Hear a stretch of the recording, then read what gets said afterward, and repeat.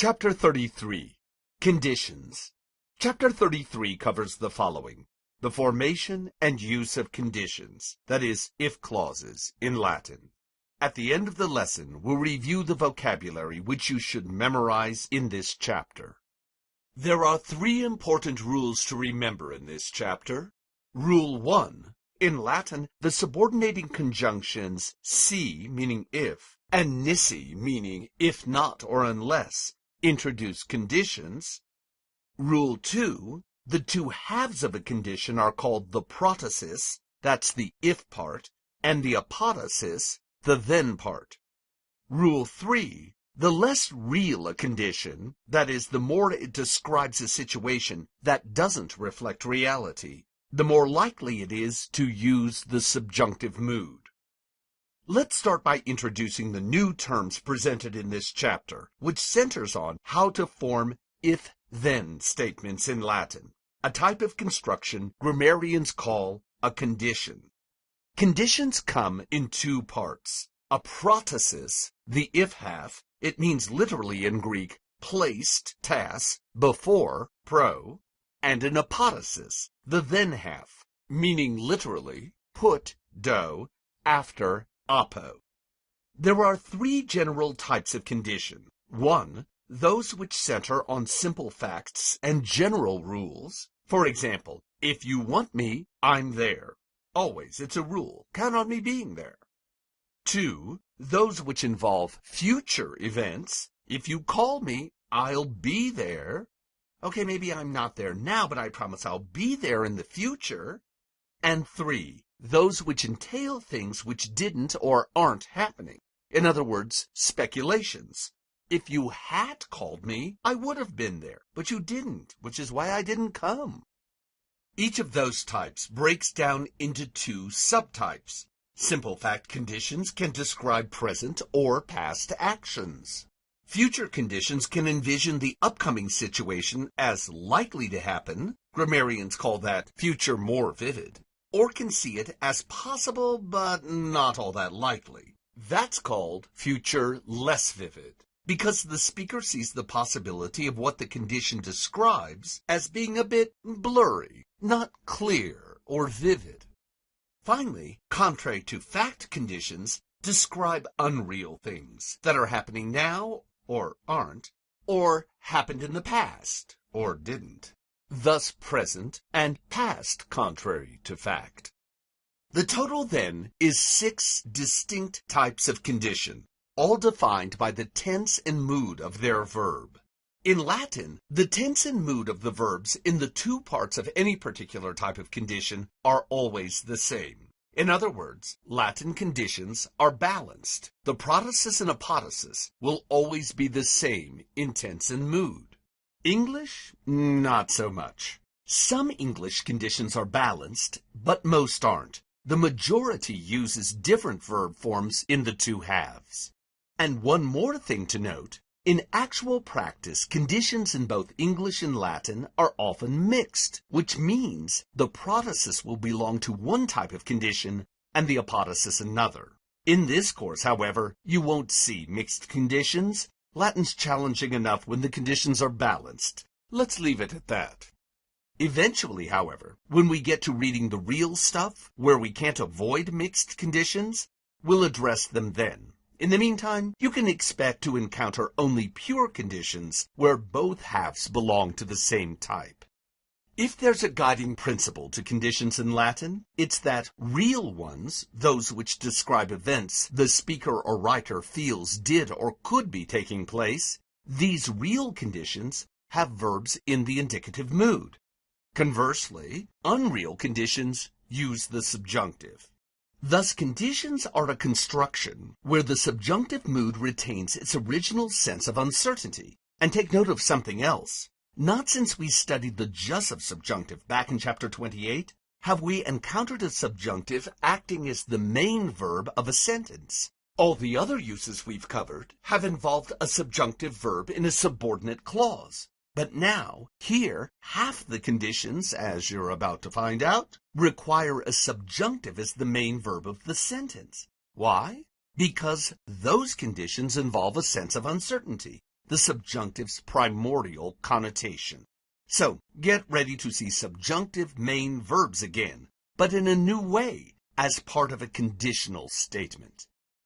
Given all this, you won't be surprised to learn that Latin conditions have been arranged into a hierarchy that distinguishes real conditions, those which express actual situations according to the speaker or writer, from unreal, those which convey speculations or doubtful circumstances. These are differentiated in Latin by the use of the indicative mood for real conditions and subjunctive for unreal ones.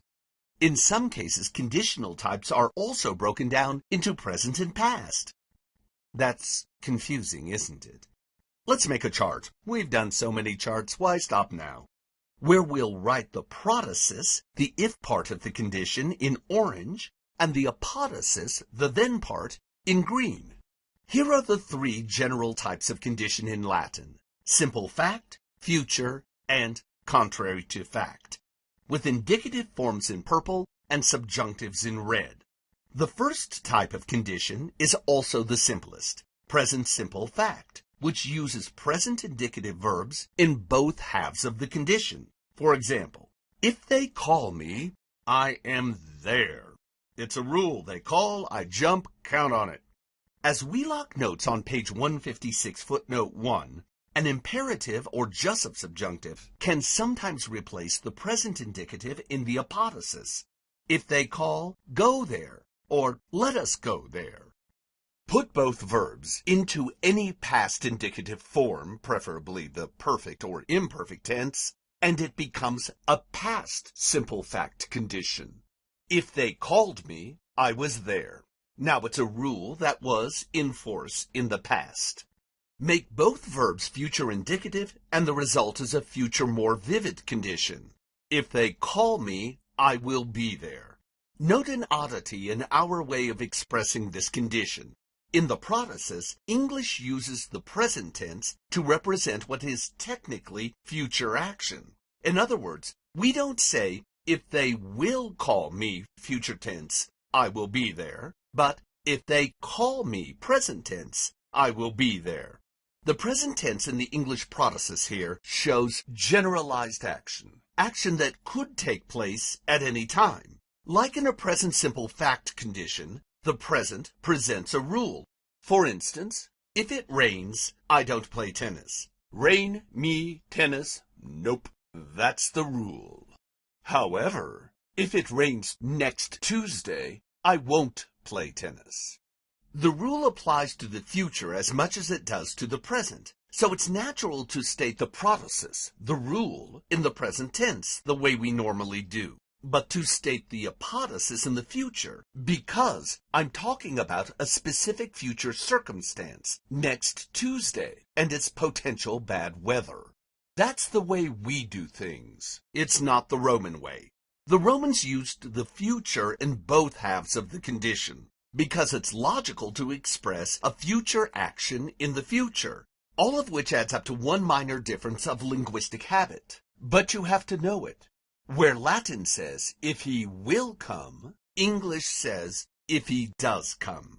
That means, if you see a future indicative protasis in Latin, you will have to translate it as an English present tense form, or vice versa. Catch that? If you see, you will have to.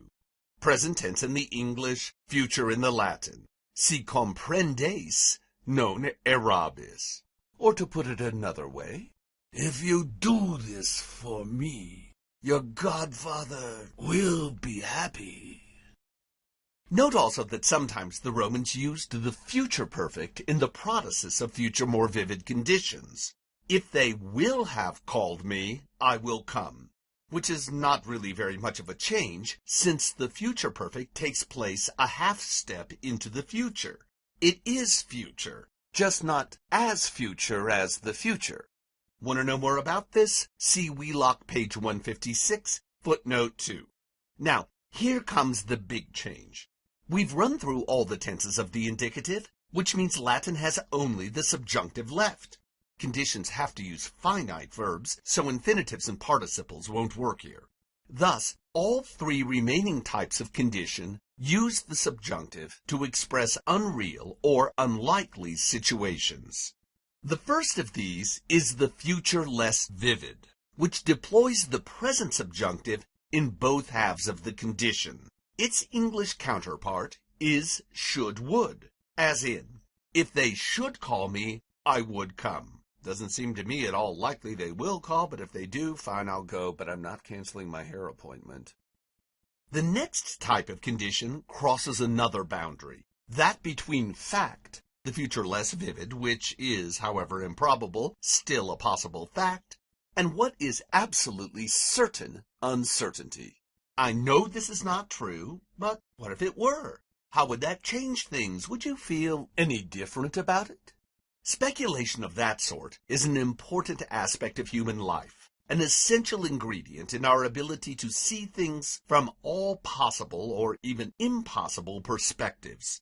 Those unreal conditions come in two basic types, both of which naturally employ the subjunctive, and are differentiated only by their tense. The first type is the present contrary to fact, which in Latin uses the imperfect subjunctive corresponding to were or would in English, as in, if they were calling me, I would be there, but they're not, so I'm not. Look, even if my actions make me seem disloyal or lazy or whatever, I'm not. The reality is they haven't called me, and I'm a good person. Note that unreal conditions almost always hide real facts beneath their fictional facades, so they're really only unreal on the surface. They're more often than not facts disguised as fictions. Notice also that English doesn't use the same form in the protasis and the apodosis the way Latin does. That is, where we say were, would, Latin uses the imperfect subjunctive in both halves.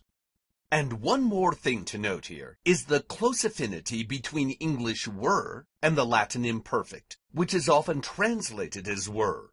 That makes the formula for this construction all the easier to memorize, doesn't it?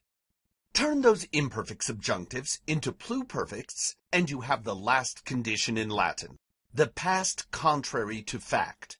If they had called me, I would have been there. Again, English uses different words in the protasis and apodosis where Latin doesn't. And again, the English formula, in this case using had, corresponds closely with the Latin pluperfect, most often translated as had, making the memorization of this formula too just that much easier. Finally, conditions in Latin are introduced by two subordinating conjunctions, which you need to learn and memorize as soon as possible. For the positive, Latin uses si, meaning if. For example, si me vocat, venio, meaning if he calls me, I come. For the negative, it uses nisi, meaning if not or unless, as in nisi me vocat, non venio, meaning if he doesn't call me, I don't come, or unless he calls me, I don't come. And now that we have finished studying conditions, there's one last thing to note. Conditions require a new type of grammar question. When referring to the main verbs used in the protases and apodoses of conditions, I can now ask you what tense and mood and why. For instance, in the sentence, si remanias felix sim, meaning if you should remain, I would be happy. If I were to underline remanias and ask you what tense and mood and why, what should you say? Good. Present subjunctive, future less vivid. And if you add, in the protasis, you will make me even future more vividly happier. If I should underline sim in that same sentence, what would you say? The same thing. Present subjunctive, future less vivid. Add, in the apodosis, and watch me smile. Felicissime. In any case, it's nice but not necessary to say protasis or apodosis because there's no difference in basic grammar since both halves of the condition are formed the same way. If you translate the condition correctly and identify the tense and mood of the verb in either half, I can see you understand the condition. And that's a simple fact present condition, isn't it? Which means it's a rule. Let's practice the formulas for conditions, using the examples Mr. Wheelock provides on page 157. First, si hoc dicet, errabit, meaning if he says this, he will be wrong. What type of condition is this? What tense and mood are the verbs dicet and errabit? Future indicative, both of them. So the condition is future more vivid. You can abbreviate that FMV. Next example, si hoc dicit erat, which means if he says this, he is wrong. What's the tense and mood of the two verbs here? Present indicative. So what type of condition is this? Present simple fact. Or, if you prefer to use an abbreviation, pres SF. 3. Si hoc dixisset eravisset, meaning if he had said this, he would have been wrong. Tense and mood? Pluperfect subjunctive. And so what type of condition? Past contrary to fact, or past CTF if you like. 4. Si hoc dicat erat. If he should say this, he would be wrong. Tense and mood? Present subjunctive. What type of condition? Future less vivid, which you can abbreviate FLV. Number 5. Si hoc dixit eravit. If he said this, he was wrong. Tense and mood? Perfect indicative. What type of condition? Past simple fact, or past SF. 6. Si hoc diceret eraret. If he were saying this, he would be wrong. Tense and mood? Imperfect subjunctive. What type of condition? Present contrary to fact, or if you abbreviate it, pres CTF. That was one example of each type of condition. Let's look at a few more examples using a different thought. Number 7. Si veniat hoc videat. If he should come, he would see this. Tense and mood? Present subjunctive. What type of condition? FLV, future less vivid. Number 8. Si venit hoc vidit. If he came, he saw this. Tense and mood? Perfect indicative. What type of condition? Past SF, simple fact. Number 9. Si veniret hoc videret. If he were coming, he would see this. Tense and mood? Imperfect subjunctive. What type of condition? Present CTF, contrary to fact. 10. Si veniet hoc videbit. If he comes, he will see this. Tense and mood? Future indicative. What type of condition? FMV, future more vivid. And finally, 11. Si venisset hoc vidisset. If he had come, he would have seen this. Tense and mood? Pluperfect subjunctive. What type of condition? Past CTF. And that's it for the grammar in this chapter. Now let's look at the vocabulary. The first word is nox noctis, feminine, meaning night. It's a third declension feminine noun, and it has two consonants at the end of its base, CT, so it's I stem. What's its genitive plural then? That's right, noctium. Next is another third declension feminine noun, ops opis, meaning help or aid. But this noun's not I stem since it has only one consonant, P, at the end of its base. Its plural, opes opum, has a slightly different sense, power, resources, or wealth. To the Romans, people who had lots of helps, that is, resources, had power. And since money is power, wealth. So how would Latin say with wealth? What usage does with connote here? Along with? No. Wealth isn't a person, it's a thing. With a thing, a tool, like wealth, shows means. And what case is used to show means? The ablative. Using what preposition? Trick question. No preposition. So with wealth would be opibus. Remember, the plural means wealth. After this comes salus, salutis, feminine, meaning health, safety, or greeting. Another third declension feminine noun. That's also not I stem. In its greeting sense, salus gave us our words salute and salutations, all originally wishes for good health. How then would Latin say, I send, literally speak, very many greetings? In other words, I wish you understood best health. This is a common sign-off used at the end of Roman letters. Let's start with very many. How does Latin say that? What degree do you use to say very in Latin? The superlative. So what's the superlative of multus? Multus plus plurimus. So, literally, I speak very much health, use the singular, is salutem plurimam dico, which the Romans sometimes abbreviated as SPD. The next word is one you already know, quis quid, meaning who or what, the interrogative pronoun. But under certain circumstances, it can mean anyone, anything, someone, or something. Learn this poem. After si, nisi, num, and ne, Ali takes a holiday, or all the Ollies go away. So after those words, quis doesn't mean who, but someone, anyone.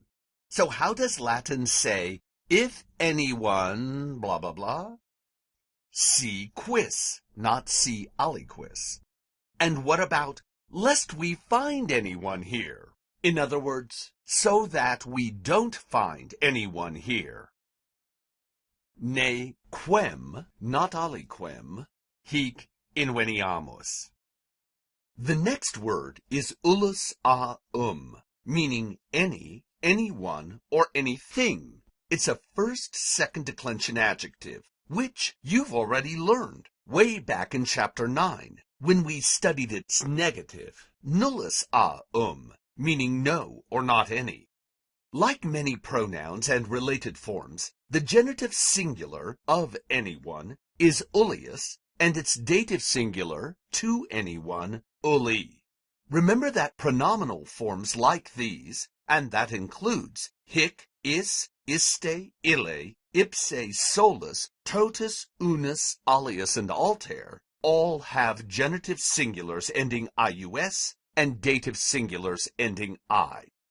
Next up is the subordinating conjunction si, meaning if or in case, followed by nisi, meaning if not, unless, or except, the negative correlative conjunction of si. If nisi doesn't introduce the protasis of a condition, which is its major use by far, it means except or but, and serves as a conjunction of sorts. When that happens, the two things being connected by nisi are put in the same case. That is, nisi acts like quam, the quam used with comparatives, the one that means than. Here's a well-known example, nil nisi bonum, meaning nothing except or but good. The full expression is dic nil nisi bonum de mortuis, that is, say nothing except good about the dead. In other words, don't speak ill of people who can't fight back. Note that bonum is accusative here because nil is accusative.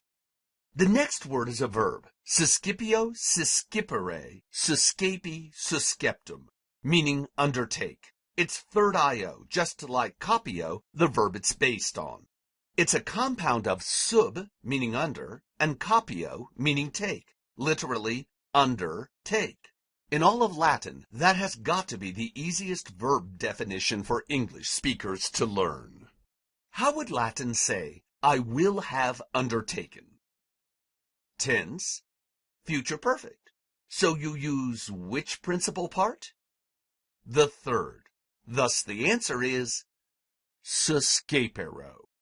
And what about I have undertaken subjunctively? Good. Susceperim. The first person is the one place where the perfect active subjunctive and future perfect active indicative differ. Here's another verb. Trado, tradere, tradidi, traditum, meaning give over, surrender, hand down, or transmit. This one's third conjugation. Literally it means trans, across, plus do, give or put. Note the radically different meanings. Surrender versus transmit.